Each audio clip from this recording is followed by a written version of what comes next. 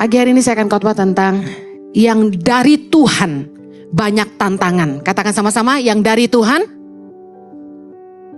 Justru yang dari Tuhan, yang murni dari Tuhan, itu akan banyak tantangan.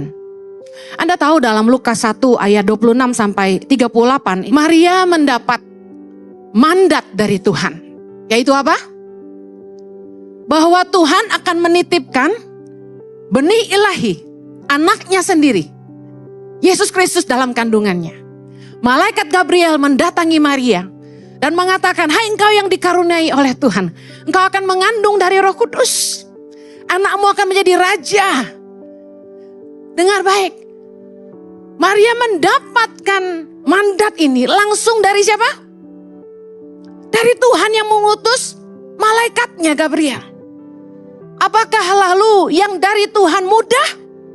Karena Tuhan berjanji kepada Maria, dalam ayat 35 dikatakan Roh Kudus akan turun ke atasmu. Kuasa Allah yang maha tinggi akan menaungi engkau, bayangkan. Sebab anak ini yang akan kau lahirkan itu akan disebut kudus, anak Allah. Ekspektasi kita, Maria akan dilindungi oleh ribuan malaikat. Kuasa Allah yang maha tinggi menaungi engkau. Tapi lihat apa yang kemudian dialami oleh Maria dan Yusuf. Untuk melahirkan sang juru selamat ke tengah dunia. Sangat-sangatlah tidak mudah bagi Yusuf dan Maria. Dan mereka harus menanggung beban yang begitu berat. Yang pertama, Maria terancam diceraikan oleh tunangannya.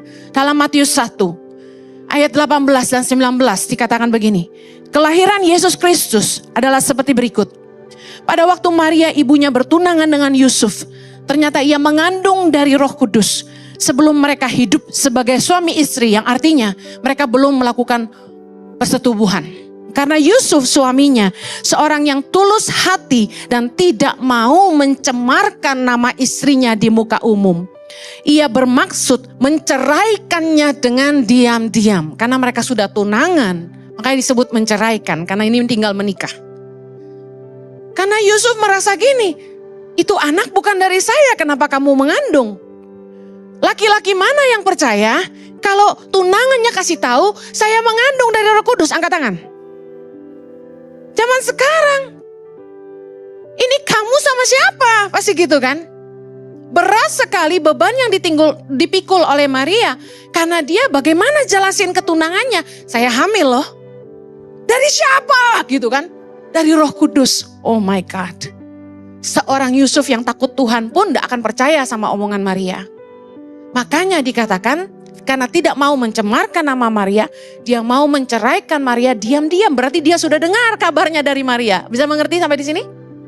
Lalu secara hukum bangsa Yahudi, kalau ada perempuan yang kedapatan berbuat zina, hamil di luar nikah, hukumannya berat. Hukumannya apa? Dirajam batu sampai mati. Beban gak bagi Maria coba? Nerima mandat dari Tuhan. Pertama akan kehilangan tunangannya. Yang kedua, dia akan dirajam batu sampai mati. Yang ketiga, saat tiba waktu untuk melahirkan sang juru selamat, Yusuf dan Maria ditolak di tempat-tempat penginapan ketika mereka harus mengikuti sensus. Lukas 2 ayat 6 sampai 7. Ketika mereka tiba, mereka di situ tibalah waktunya bagi Maria untuk bersalin dan ia melahirkan seorang anak laki-laki, anaknya yang sulung, lalu dibungkusnya dengan lampin dan dibaringkannya di dalam palungan karena tidak ada tempat bagi mereka di rumah penginapan. Bayangkan, perempuan hamil besar, zaman dulu gak ada Grab, gak ada taksi, gak ada kereta, pesawat. Dan perjalanan itu sangat jauh. Mereka itu harus pergi melewati padang gurun dan harus naik unta. Ketika masuk mencari tempat penginapan di sekitar Bethlehem, tidak ada tempat penginapan untuk mereka. Karena penuh, ingat karena ada sensus. Mereka semua kembali ke daerah asal mereka masing-masing. Saya mau kasih tahu, perempuan mana yang miskin sekalipun mau melahirkan anaknya di kandang domba. Sang raja segala raja tidak lahir di tempat yang layak. Sekalipun bagi seorang anak manusia, bisa paham. Yesus tuh raja skala raja. Dia Tuhan. Kenapa kok lahirnya sampai di kandang domba? Wow. Terlepas dari betapa dia membuktikan kasihnya kepada semua orang sampai kepada yang terendah. Dia mau lahir di kandang domba yang kotor dan gelap dan ditidurkan, dibaringkan di palungan tempat makanan domba. Betapa dia mengasihi kita. Dia mencintai semua orang tanpa membeda-bedakan. Dia dilahirkan di tempat yang paling hina. Supaya orang-orang yang terhina tidak merasa terhina. Supaya mereka tahu bahwa Tuhan juga datang untuk mereka. Amen. Dengar baik. Kelahirannya begitu sulit. Mau lahirin aja ditolak-tolak.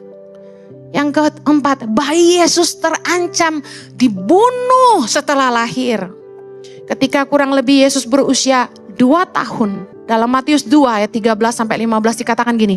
Setelah orang-orang Majus itu berangkat, nampaklah malaikat Tuhan kepada Yusuf dalam mimpi dan berkata, bangunlah, ambillah anak itu serta ibunya, larilah ke Mesir dan tinggallah di sana sampai aku berfirman kepadamu, karena Herodes akan mencari anak itu untuk membunuh dia. Tidak selesai-selesai masalahnya, saudara.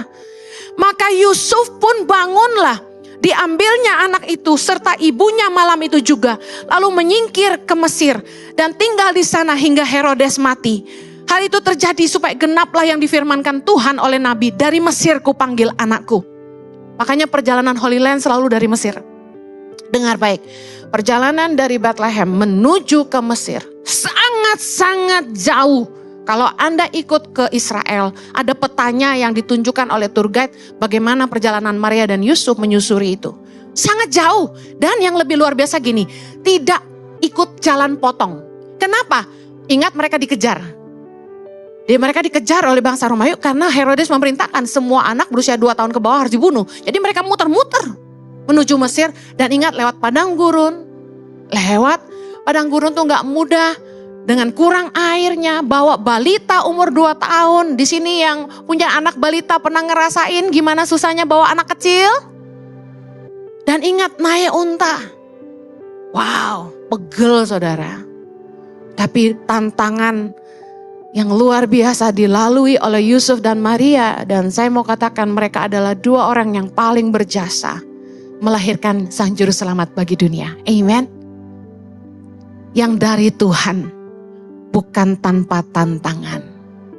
Jadi dalam hidup kita ini, kalau kita ikut Tuhan, dapat visi dari Tuhan, terima janji Tuhan, baca firman dan hidup dalam kebenaran, saya mau kasih tahu, tidak mudah. Dulu Anda hidup di dunia kayaknya enggak ada beban misalnya.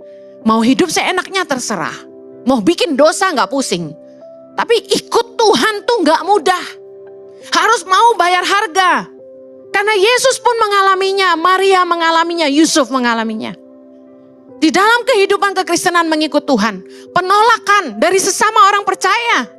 Penolakan dari orang-orang yang tidak percaya. Lihat bagaimana kekristenan ditekan. Bagaimana orang Kristen banyak dibunuh, gereja-gereja dibakar. Orang untuk menyembah, ibadah itu sembunyi-sembunyi. Makanya kita bersyukur di Jakarta ini kita punya kebebasan beribadah. Amen.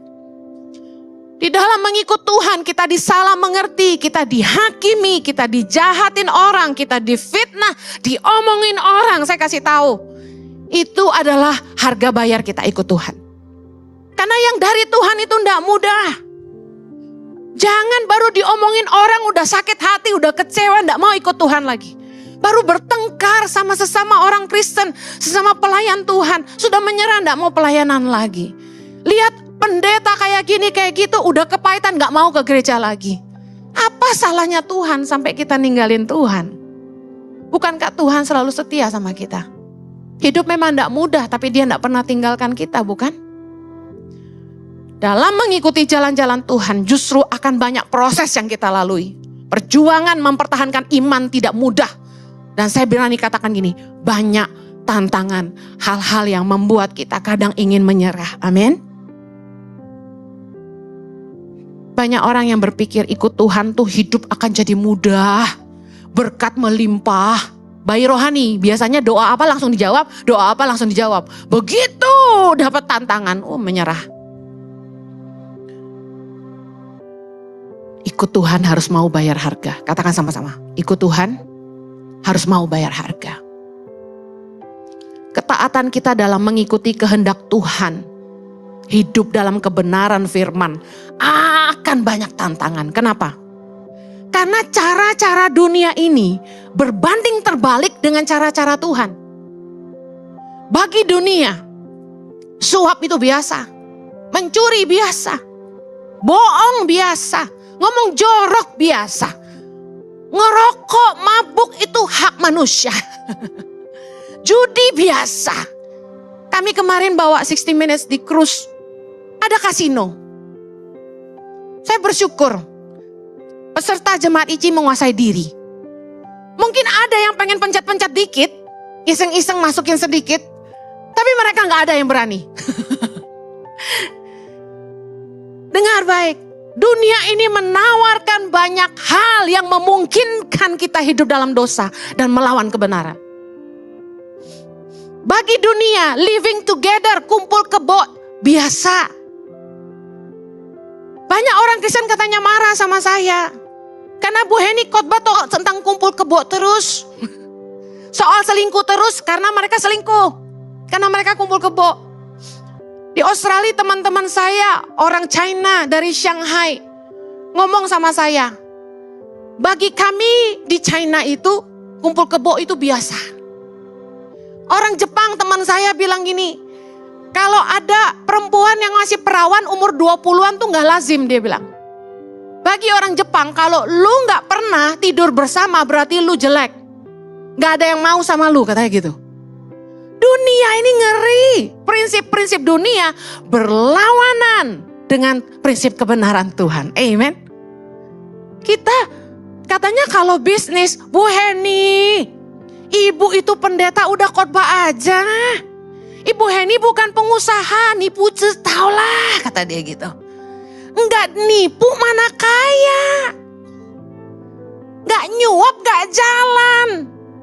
Saya perhalus, bukan nyuap, tapi bayar yang diminta. Betul enggak? Lu enggak bayar, dia enggak keluarin izin. Jadi di Indonesia ada hukum yang tidak tersurat tapi tersirat. Tidak tertulis tapi wajib. Bisa paham ya? Bukan nyuap, itu udah aturan di sini mah. Kata orang Sunda, udah aturannya itu mah. Saya paham. Tapi kalau bisnis tuh gak usah jahat sama orang. Jangan ngeracunin orang dong. Demi kekayaan nipu orang. Untung boleh, kalau enggak lu buntung. Tapi jangan nipu dong. Asli bilang asli, palsu bilang palsu. Jangan bikin alasan macam-macam deh. Cari duit tuh yang halal. Katakan kanan kirimu, cari duit yang halal. Boleh gak kaya? Boleh. Saya kasih tahu. Saya selalu berdoa buat jemaat ICI yang miskin, yang bangkrut, yang susah jadi kaya di sini. Karena apa? Karena melakukan firman Tuhan dan diberkati. Amin. Bukan karena nipu orang. Mana ada gembala yang gak senang jemaatnya kaya. Tapi kita juga senang lihat ada orang-orang yang susah jadi kaya di sini. Jangan dibuang dong orang miskin. Amin. Kalau belum bisa bayar perpuluhan didoain, bukan ditakut-takutin. Saya berdoa Anda diberkati Tuhan. Ayo kita bisa yuk hidup dalam kebenaran. Banyak kok anak-anak Tuhan yang melakukan kebenaran tapi tetap bisa jalan usahanya, tetap running bisnisnya, lebih halal, lebih diberkati. Amen. Ingat, hidup ini tabur tuai. Firman Tuhan berkata, orang yang menabur kesusahan akan menuainya juga. Orang yang membalas kebaikan dengan kejahatan, kejahatan tidak akan menjauh dari pintu rumahnya. Ngapain udah tahu kalau lu nipu orang, lu jahatin orang, lu fitnah orang, lu cia orang, lu jatuhin orang, lu akan nuai juga. Ngapain? Tabur kebaikan, tabur kemurahan supaya Tuhan juga menunjukkan kemurahannya dalam hidup Anda. Pakai prinsip firman Tuhan, Anda akan lebih diberkati daripada pakai prinsip setan. Ada yang udah bangkrut-krut, lalu mereka bilang gini, kenapa saya ikut Tuhan malah bangkrut? Kenapa saya dulu ikut cara dunia, saya belum kenal Tuhan, saya diberkati. Kenapa ikut Tuhan malah gak diberkati? Saya bilang gini, kamu lagi dibersihkan sama Tuhan. Dan ingat, kamu lagi menuai taburanmu di masa lalu. Jangan salahin Tuhan. Jangan bilang gini, kenapa ikut Tuhan jadi susah? Salah. Orang akan menanggung akibat perbuatan mereka, kata firman Tuhan. Anda sedang menuai yang Anda tabur, kenapa lalu Anda nyalain Tuhan? Seizin Tuhan untuk membersihkan kita dari Mesir, dari hidup masa lalu yang penuh dosa. Amin. Ingat, dunia berkata, seks di luar nikah itu biasa. Tapi saya mau katakan anak-anak Tuhan hiduplah dalam kekudusan. Karena firman Tuhan berkata, aku kudus, hendaklah kamu kudus. Jaga hidupmu kudus. Matius 16 ayat 24, Yesus berkata sama kita, setiap orang yang mau mengikut aku, ia harus menyangkal dirinya dan pikul salibnya dan ikut aku. Katakan amin. Katakan kanan kiri, jadi orang Kristen harus menyangkal diri. Jadi orang Kristen harus mau pikul salib. Ini jarang diomongin. Yang dijanjiin cuan, berkat. Hei, saya suka Anda katakan kanan kiri. Karena itu mendengar dan mengucapkan Anda timbul iman. Ikut Tuhan harus menyangkal diri. 3, 2, 1. Ikut Tuhan harus pikul salib. 3, 2, 1. Jangan mau enaknya doang. Ngomong sama diri sendiri. Kamu jangan mau enaknya doang. Jangan mau berkatnya doang. Taatnya juga. Dengar, ketika kita menghidupi kebenaran firman Tuhan. Ketika kita melakukan kehendak Tuhan. Ada tantangan. Apa tantangannya? Dibenci orang. Dibenci dunia. Karena kita beda.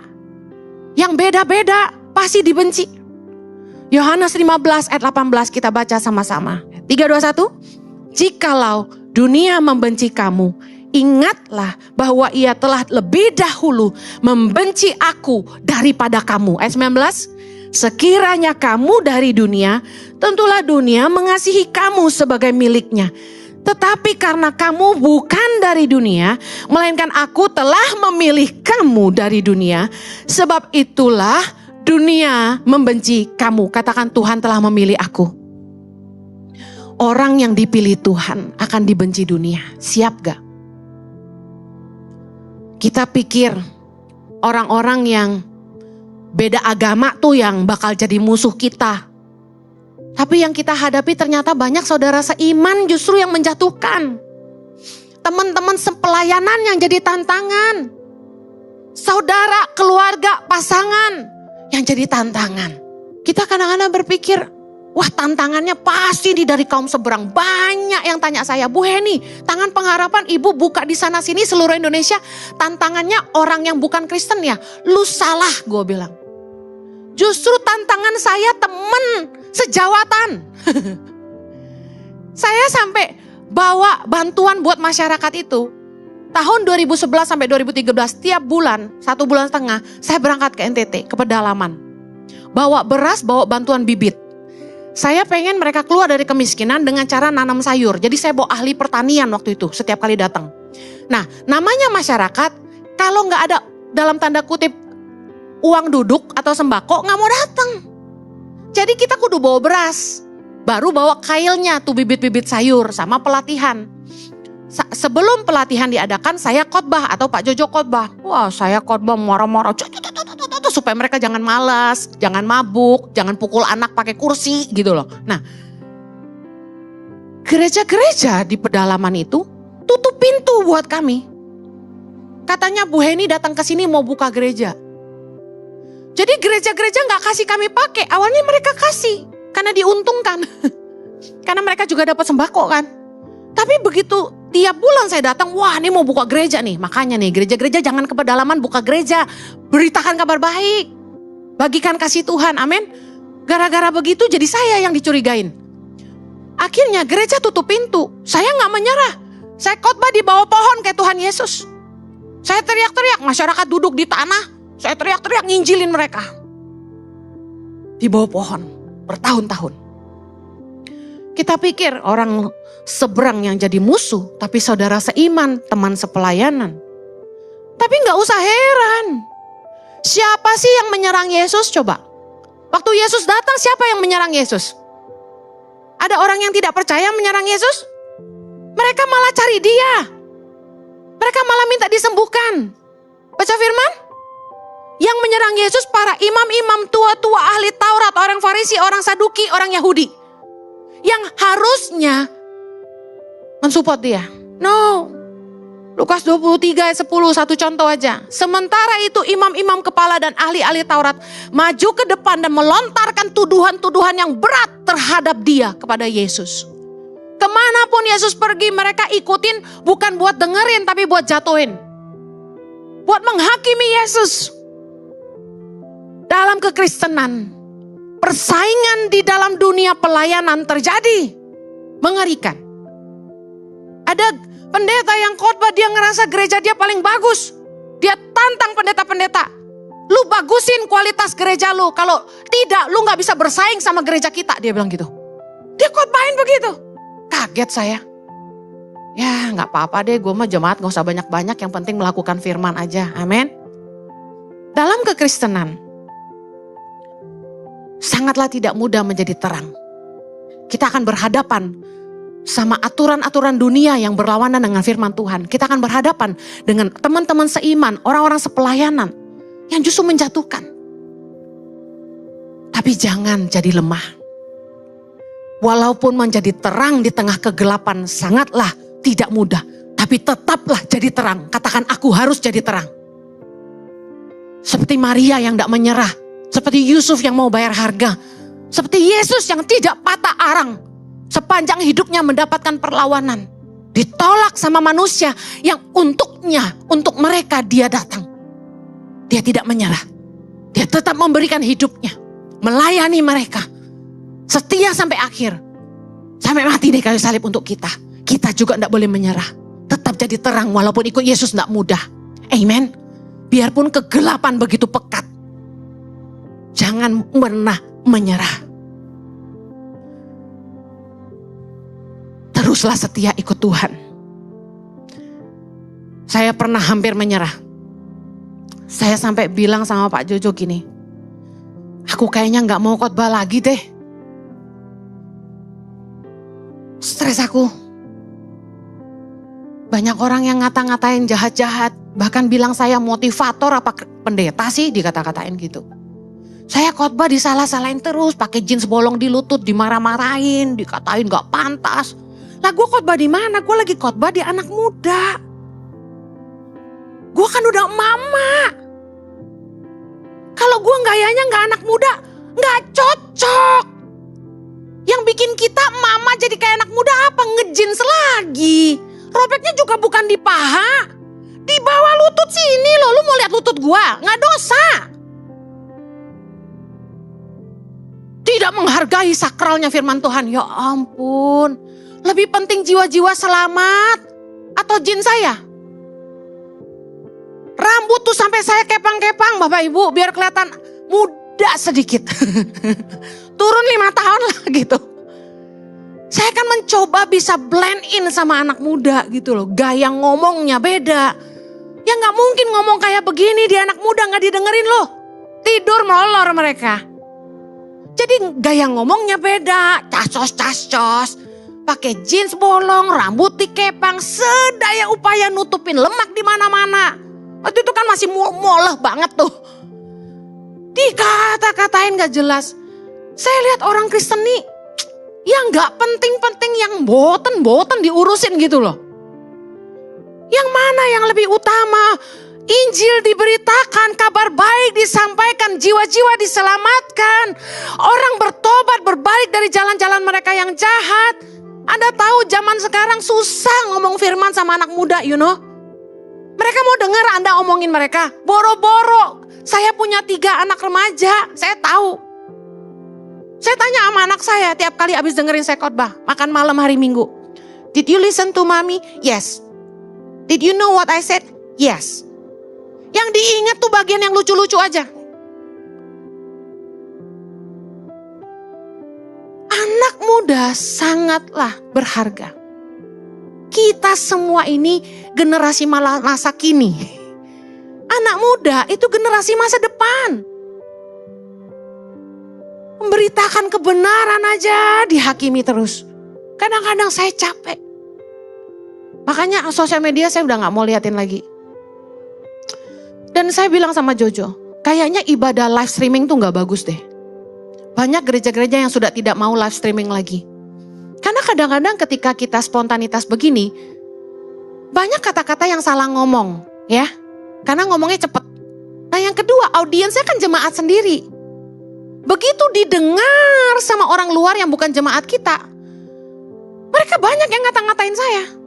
Nggak ngomong-ngomongin lakinya di mimbar tuh katanya gitu. Dia kagak tahu Ici tuh kayak gimana. Kita bercandaan di sini. Jemaat tahu banget kami real. Bukan saling menjatuhkan, kami saling meledek. Dan jemaat juga ketawa, senang kalau kami udah ledek-ledekan.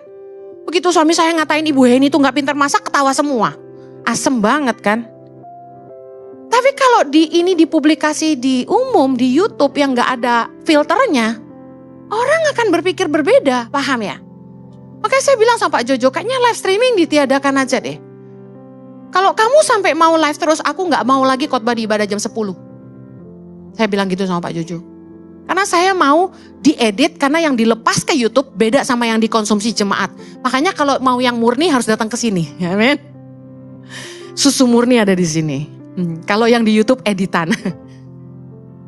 Sekali lagi saya mau akhiri. Efesus 5 ayat 8. Kita baca sama-sama. Memang dahulu kamu adalah kegelapan. Tetapi sekarang kamu adalah terang di dalam Tuhan. Katakan, saya adalah terang di dalam Tuhan. Sebab itu sama-sama, hiduplah sebagai anak-anak terang. Karena terang hanya berbuahkan kebaikan, keadilan, dan kebenaran. Dan ujilah apa yang berkenan kepada Tuhan. Dengar, inilah standar kita. Bukan standar dunia. Standar anak-anak terang adalah apakah yang kita lakukan. Pertama, berbuahkan kebaikan, katakan kebaikan. Berbuahkan keadilan, katakan keadilan. Berbuahkan kebenaran, katakan kebenaran. Yang terakhir, apa yang berkenan kepada Tuhan, katakan sama-sama.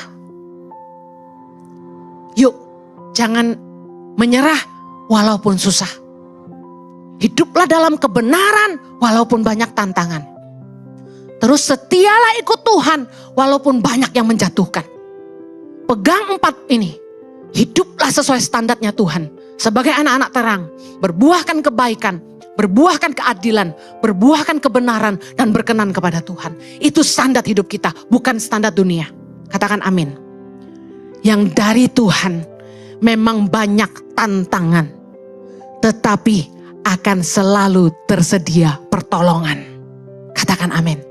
Ayat terakhir 1 Korintus 10 ayat 13. Kita sama-sama baca lalu kita berdoa. 3, 2, 1. Pencobaan-pencobaan yang kamu alami ialah pencobaan-pencobaan biasa yang tidak melebihi kekuatan manusia. Sebab Allah setia dan karena itu Ia tidak akan membiarkan kamu dicobai melampaui kekuatanmu. Pada waktu kamu dicobai, Ia akan memberikan kepadamu jalan keluar sehingga kamu dapat menanggungnya. Katakan amin. Bapa, kami percaya bahwa bersama dengan Tuhan kami sanggup lakukan segala sesuatu. Walaupun kami banyak dikecewakan oleh sesama anak-anak Tuhan, oleh hamba-hamba Tuhan, walaupun banyak tantangan yang menghadang, walaupun prinsip-prinsip dunia berbeda, sehingga kami ditekan, kami dihina, Tuhan kami tahu bahwa Tuhan akan menyediakan pertolongan dan kemenangan bagi orang percaya. Saya percaya bahwa setiap pencobaan-pencobaan yang kami alami gak akan melampaui kekuatan kami. Karena Tuhan setiakan janjinya, setiakan firman-Nya. Kami akan dibela dan Tuhan akan memberkati kami. Pertolongan tersedia bagi kami. Yang percaya sama-sama kita katakan. Amen. Terus hidup dalam kemenangan, Tuhan memberkati. Have a blessed Sunday. God bless you.